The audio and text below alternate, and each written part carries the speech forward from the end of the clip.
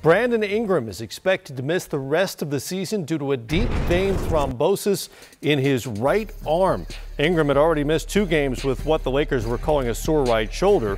He's shown flashes as a dynamic scorer this season, averaging a career high 18 points a game. And that's not all. According to multiple reports, Lonzo Ball is also done for the remainder of the season. He missed his 19th straight game Saturday due to an ankle injury suffered January 19th.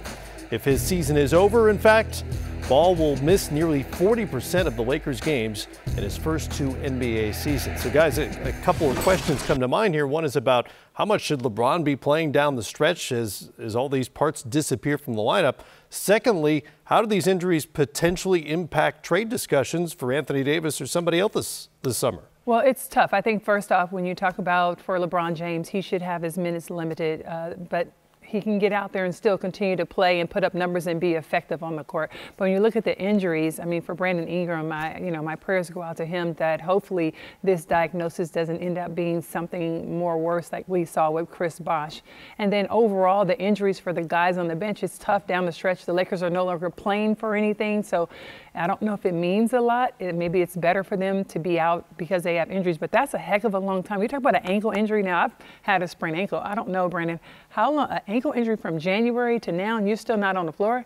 That's a serious ankle injury. And serious injuries like that happen. And, you know, probably if the Lakers are going to the playoffs, they probably work Lonzo Ball back in. But it doesn't make sense right now to have him try to come back from this ankle injury at this point in the season. As far as Brandon Ingram goes, I'm with you. Very, very concerned. Prayers going out to him and his family. This is much bigger than basketball, and we wish him well, and we hope he's back on the court very soon. Unfortunately, then there's the business aspect of this. How does Brandon Ingram's injury affect the Lakers as far as trade demands? It affects it a lot because Brandon Ingram is going to be one of the main pieces that some of these teams, especially a team like the Pelicans, will be talking about if they were trying to get a trade for Anthony Davis. So a lot of different things to unpack as far as this injury goes, but the biggest thing is just that we hope he gets healthy at some point. That diagnosis, deep vein thrombosis, was the same one that Bosh had initially. Ultimately, it progressed to a point where he had to end his NBA career.